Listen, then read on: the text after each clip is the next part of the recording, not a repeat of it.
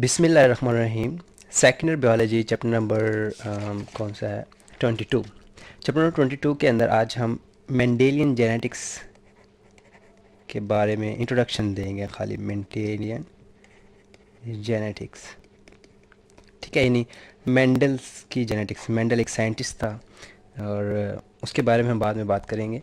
Mendelian genetics पे बात करने से पहले हमें कुछ कंसेप्ट क्लियर होने चाहिए, ठीक है।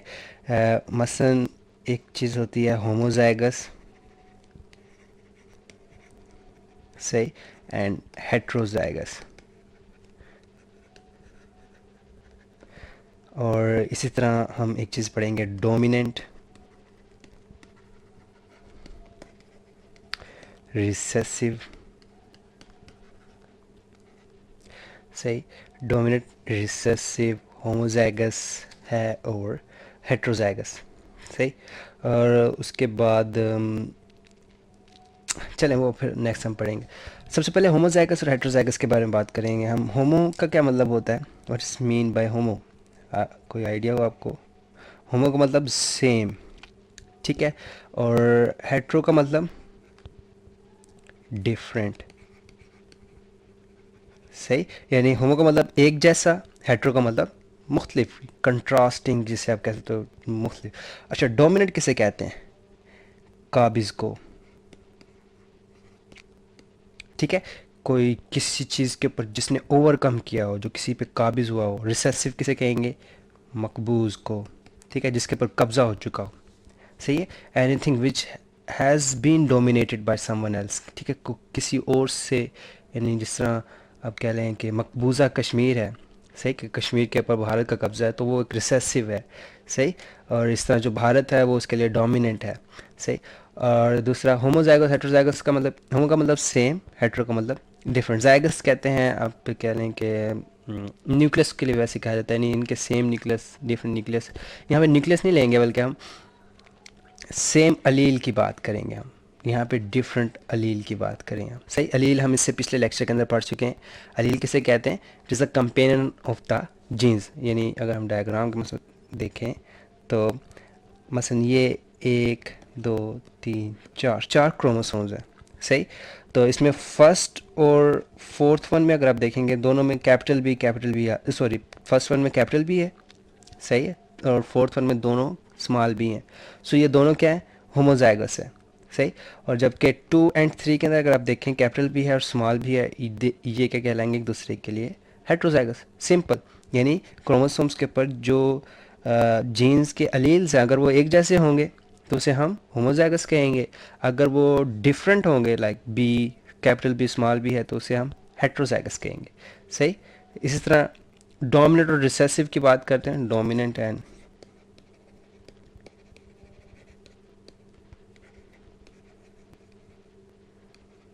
रिसेसिव। तो सॉरी, मसलन एक ब्लैक आपके सामने नज़र आ रहा है माउस, दो, सॉरी इसे आप इग्नोर कर दो फ़िलहाल, सही, इसे इग्नोर कर दो। एक ब्लैक माउस है और एक जो सा है ये वाइट माउस है, ठीक है। अच्छा, दोनों होमोजाइगस हैं।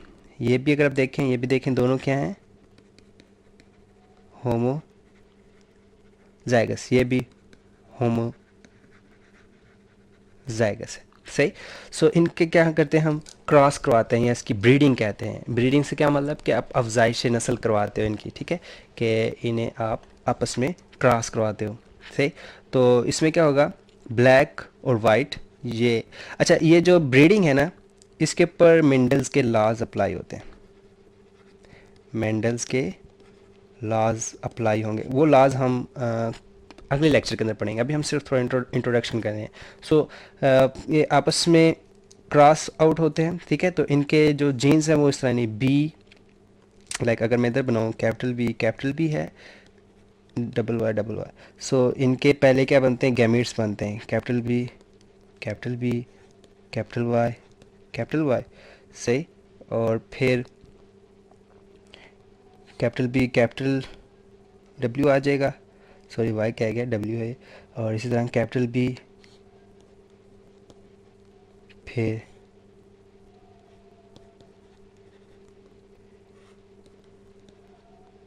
सर इसे अंडू कर दें,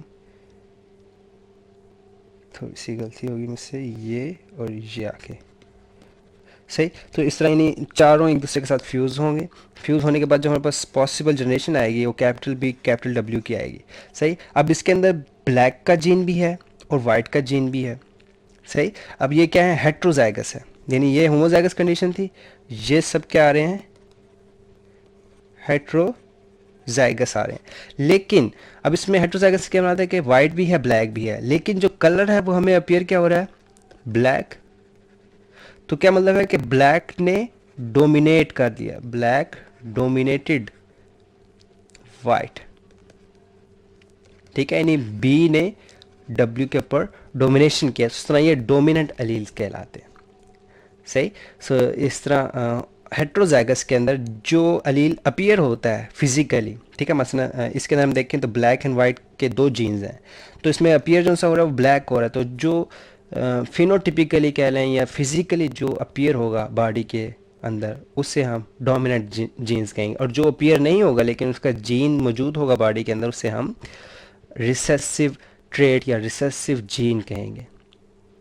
सही। सो होमोजाइगस हेट्रोजाइगस डोमिनेंट और रिसेसिव का आइडिया हो गया आपको। अब हम चलते हैं मेंडेलियन जेनेटिक्स के ऊपर। सो मेंडल्स जेनेटिक्स, ठीक है।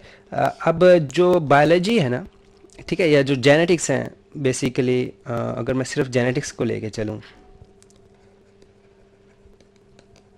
जेनेटिक्स के दो पार्ट हैं, एक ओल्ड है एक न्यू है। ठीक है, जेनेटिक्स कहते किससे हैं भला, स्टडी ऑफ जीन्स। ठीक है, कि जीन्स की स्टडी को जेनेटिक्स कहते हो आप, जीनोम की जीन्स की स्टडी को जेनेटिक्स कहते हैं। तो इसमें एक ओल्ड वर्जन है एक न्यू वर्जन है। तो जो ओल्ड वर्जन है इसके जो फाउंडर हैं वो मेंडल है। ठीक है, वो मेंडल की जेनेटिक्स है, मेंडेलियन जेनेटिक्स। सही। और जो न्यू वर्जन है वो आपका आता है Watson and Crick, Watson and Crick scientist के ऊपर है। सही। ये हम आगे जाके पढ़ेंगे, Watson and Crick basically they discovered DNA. ठीक है, इन्होंने डीएनए को डिस्कवर किया था, डिस्कवर्ड डीएनए। तो जो मेंडल था यानी यानी बहुत पुरानी बात है, ठीक है, यानी 1822 के अंदर, यानी 1800 जो मेंडल था ना बेसिकली ये 1822 से लेकर 1884 तक इसकी लाइफ पीरियड है। तो इस दौरान उसका काम हुआ था। तो मेंडेलियन ने जब जेनेटिक स्टडी की उस टाइम डीएनए डिस्कवर नहीं हुआ था। ठीक है, तो ये सब हाइपोथेटिकल था, हाइपोथेटिकल था, यानी सिंपल जहन में रख के ये सब काम किया गया था, मेंडल ने जो काम किया था। सही। लेकिन जो मौजूदा दौर है उसके अंदर आप डीएनए एक्सट्रैक्ट कर सकते हो, डीएनए से जीन्स की स्टडी कर सकते हो, इवन आपके सामने डीएनए आ सकता है, आप माइक्रोस्कोप पे उसे देख सकते हो। उस टाइम तो डीएनए का नामो निशान, डिस्कवरी भी नहीं हुई थी उस टाइम तो। सही। तो जो उसने मेंडल ने सारे एक्सपेरिमेंट किए थे ना वो तकरीबन 1854 से लेकर 1865 तक, 1865 तक। ठीक है, जब जंग आज़ादी लड़ी थी हिंदुस्तान ने, खैर उस दौर की ये बात है जब मेंडल स्टडी कर रहा था। सही। तो ये एक जीनियस है कह सकते हैं, क्योंकि ये इसने जेनेटिक्स पे बहुत काम किया, इसका ऐसा काम है कि ये आज भी अप्लाई होता है। ठीक है, it is the founder of the genetics. सही। और मेंडल्स के लाज हैं, थ्योरीज हैं जो कि बायो में हम पढ़ते हैं। सो ये थोड़ा बहुत उसकी पिक्चर आपको नज़र आ रही है मेंडल की, और ये 1822 तो 1884 है। वैसे ऑस्ट्रियन मोंक था ये। ठीक है, मोंक किसे कहते हैं कि गिरजा घर में जो पारसी होता है, पारसी था, ठीक है, जिसके गिरजा घर के गिर्द जौन सा फार्मूला उसके ना गिरजा घर में ना एक बाग था, बाग के अंदर उसने पी प्लांट, पी प्लांट किसे कहते हैं बोला, जो मटर का पौधा होता है। ठीक है, मटर के पौधे पे उसने काम किया था। सही।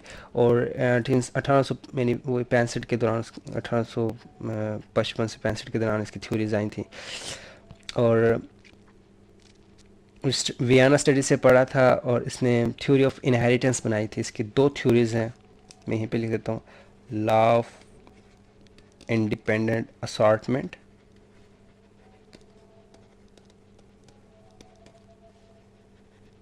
सही है, और लॉ ऑफ सेग्रीगेशन।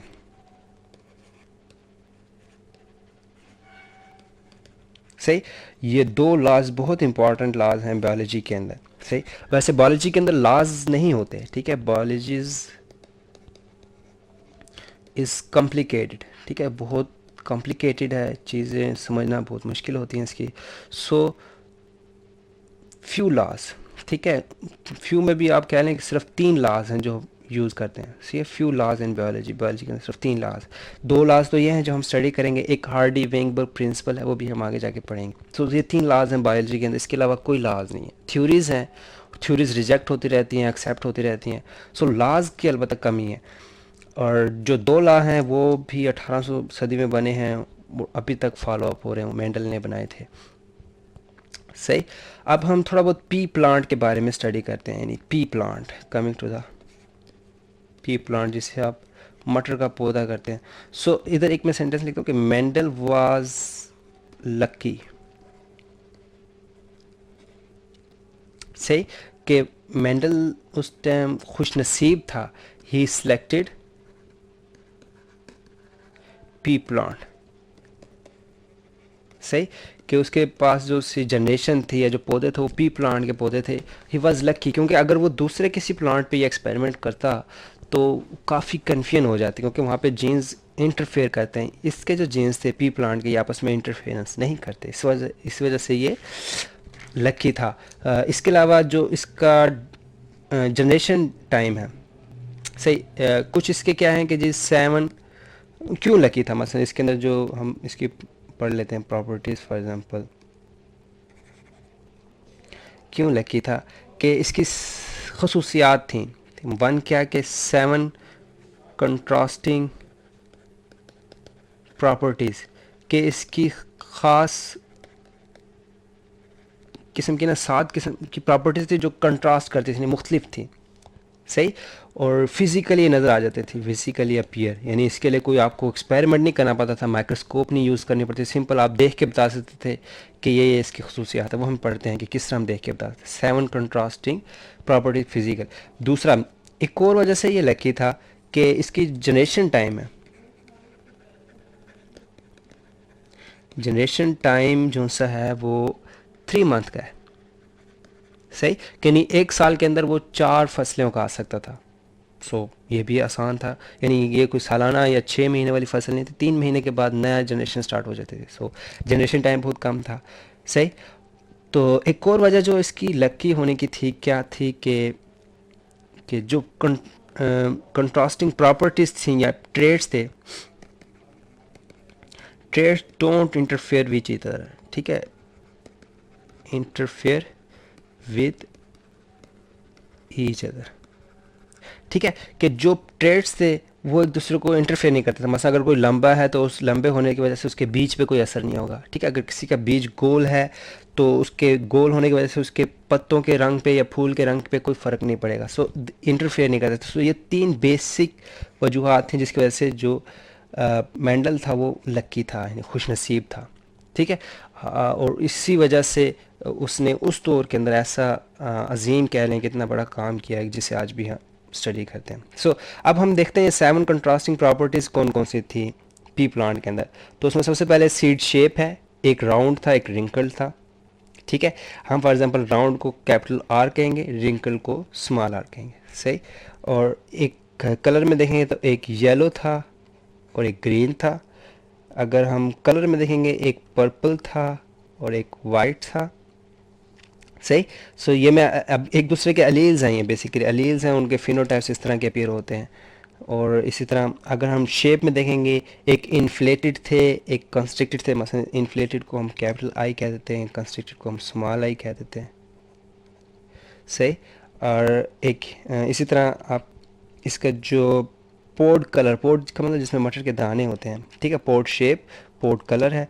तो एक येलो था, अगेन इसमें भी आप येलो डैश लगा लें, इसको डैश डैश से बना देनी, वो ऊपर वाले जो सीड का कलर है ना उससे डिफ्रेंशिएट करना है इसको, सही। अच्छा, इसके अलावा जो इसके अंदर फ्लावरिंग थी, फ्लावरिंग एक एक्सियल थी और एक टर्मिनल थी, सही। एक्सियल से आप ए ले लें, टर्मिनल से आप स्मॉल ए ले लें, सही। और एक टॉल था और एक ड्वार्फ स्मॉल था, यानी एक कैपिटल टी ले लेंगे हम, एक स्मॉल टी ले लेंगे। सही। तो इस तरह ये इसके पास टोटल कितनी प्रॉपर्टीज़ हुई, 7 प्रॉपर्टीज़ जिसको इसने स्टडी किया। और थोड़ा सा इसे हम जूम आउट कर लेते हैं। तो यहाँ पे आप देख सकते हैं ये 7 प्रॉपर्टीज़ जिसके ऊपर मेंडल ने काम किया और उसकी वजह से ये लकी था।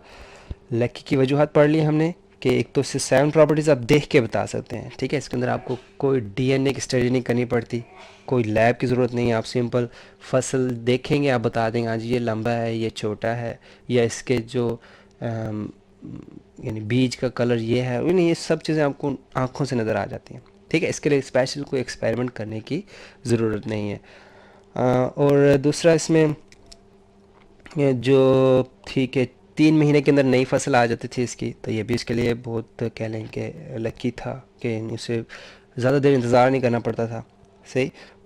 और तीसरी ये चीज़ थी कि जितने भी उसने करेक्टरिस्टिक्स या ट्रेड्स उसने स्टडी किए वो आपस में इंटरफेयर नहीं करते। सही है। यानी यहाँ पे मैं सेंटेंस लिखता हूँ कि gene linkage was not present in these alleles। सही। ये बड़ा इंपॉर्टेंट चीज़ है कि ये जो जीन्स से ये अलग-अलग क्रोमोसोम्स पे थे जितने भी एलील्स थे, ठीक है। अगर ये एक ही क्रोमोसोम पे होते ना तो फिर उसके जो रिजल्ट्स थे वो डिफरेंट हो जाते, ठीक है, वो कभी भी सेम ना आते। सो ये लिंकेज नहीं थे, नहीं, एलील्स अलग-अलग क्रोमोसोम्स पे थे। सो इन्हीं वजूहत की वजह से उसका ये सारे एक्सपेरिमेंट ठीक रहे और उसने आगे जो लॉज हैं वो ड्राइव किए। तो 2 लॉज कौन कौन से हैं, मेंडल्स लॉ ऑफ, एक था इंडिपेंडेंट असॉर्टमेंट है और लॉ ऑफ सेग्रीगेशन है। सही। सो ये हो गया हमारा आज का लेक्चर जिसके अंदर हमने शुरू में होमोजाइगस हेटेरोजाइगस स्टडी किया, फिर डोमिनेंट रिसेसिव के बारे में बात की, फिर उसके हमने थोड़ा बहुत एग्जांपल देखी और फिर मेंडल्स लॉज के बारे में बात की। सो खैर ये एक किस्म का क्रॉस है, ठीक है। ये जो हमने करवाया ये क्या है, इट इज़ अ क्रॉस। सही। और इस क्रॉस को हम बाद में स्टडी करेंगे। यही क्रॉस जॉनसन ने मेंडल ने यूज़ किया था, ठीक है। इस क्रॉस को हम आगे जाके स्टडी करेंगे, लेकिन उसने चूहों पे इस्तेमाल नहीं किया था, यानी माउस यूज़ नहीं किए थे, बल्कि उसने पी प्लांट, यहाँ पे हम पी प्लांट की एग्जांपल्स लेके चलेंगे। सही। सो पी प्लांट यूज़ किए तो वो हम आगे जाके स्टडी करेंगे। सो ये हो गया हमारा आज का लेक्चर जिसके अंदर हमने थोड़ा बहुत इंट्रोडक्शन पढ़ा मेंडल्स जेनेटिक्स का। अगले लेक्चर के अंदर हम इसके टेस्ट क्रॉस के बारे में यानी इसके जो लॉज हैं उसके बारे में बात करेंगे।